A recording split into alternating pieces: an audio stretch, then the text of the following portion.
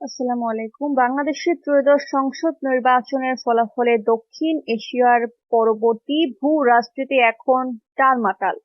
বাংলাদেশে ইসলামপন্থী রাজনৈতিক দলগুলোর, বিশেষ করে বাংলাদেশ জামাত ইসলামীর অভাবনীয় উত্থান ঘুম কেড়ে নিয়েছে দিল্লির।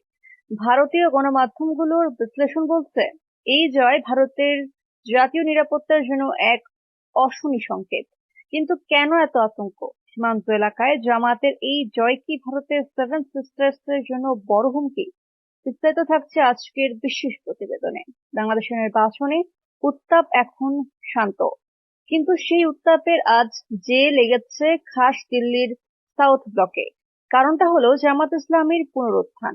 এক সময়কার প্রান্তিক শক্তি এখন বাংলাদেশের প্রধান শক্তি, বিরোধী শক্তি হিসেবে আবির্ভূত। সাথে রয়েছে নতুন মিত্র জাতীয় নাগরিক পার্টি বা এনসিপি। এই জোট ৭৭টি আসন নিয়ে এখন সংসদের বিরোধী আসনে। ইন্ডিয়া টুডে থেকে শুরু করে টাইমস অব ইন্ডিয়া সবকটি প্রথম সারির সংবাদ মাধ্যমের হেডলাইন এখন একটাই: জামাতের উত্থান ও ভারতের নিরাপত্তা ঝুঁকি।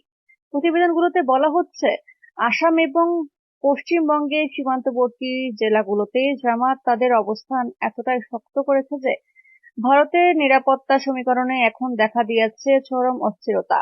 ভারতীয় ইস্টার্ন কমান্ডের সাবেক জিওসি লেফটেন্যান্ট জেনারেল রানা প্রতাপ কলিতা স্পষ্ট জানিয়েছেন, গ্রামীণ ও সীমান্তবর্তী এলাকায় সুপ্ত ভারত বিরোধী মনোভাবকে পুঁজি করেই জামায়াতের এই অভাবনীয় ফল, যা সরাসরি ভারতের জন্য নিরাপত্তার ঝুঁকি তৈরি করবে। পরিসংখ্যান বলছে, ১৯৯১ সালে ১৮টি এবং ২০০১ সালে ১৭টি আসন পেলেও ২০২৬ নির্বাচনে জামায়াত এক লাফেই দখল করেছে ৬৮টি আসন।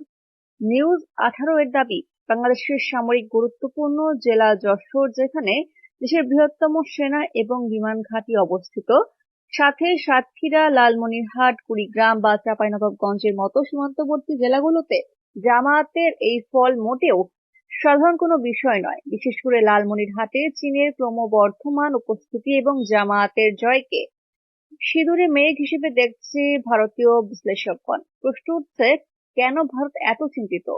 টাইমস অব ইন্ডিয়া বলছে, আদর্শগতভাবে জামায়াত পাকিস্তানের ঘনিষ্ঠ।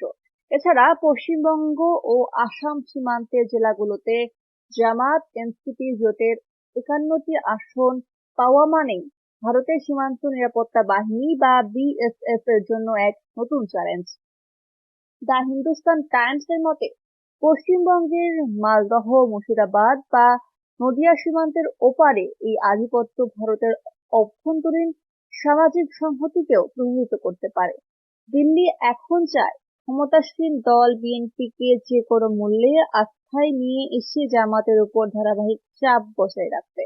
তবে বাংলাদেশের এই নতুন রাজনৈতিক সমীকরণ দক্ষিণ এশিয়ার ভূ রাজনীতিতে কোন দিকে মোড় নেবে, সে বিষয়ে ভারত সতর্ক দৃষ্টি রাখছে বলে ভূ রাজনৈতিক বিশ্লেষকগণের ধারণা। আবার অনেকের মতে, জামায়াতের ব্যাপারে ভারতের পূর্ববর্তী অবস্থান থেকে সরে আসতে হবে, কারণ ইতিপূর্বে জামায়াতের বিরুদ্ধে ভারতের নেওয়া সকল পদক্ষেপেই বুমেরাং হয়েছে, যার জলজ্যান্ত প্রমাণ ৫ আগস্ট এবং সদ্য সমাপ্ত নির্বাচন। এ সংক্রান্ত পরবর্তী প্রতিবেদন দেখতে আমাদের সাথে থাকুন। আল্লাহ হাফেজ।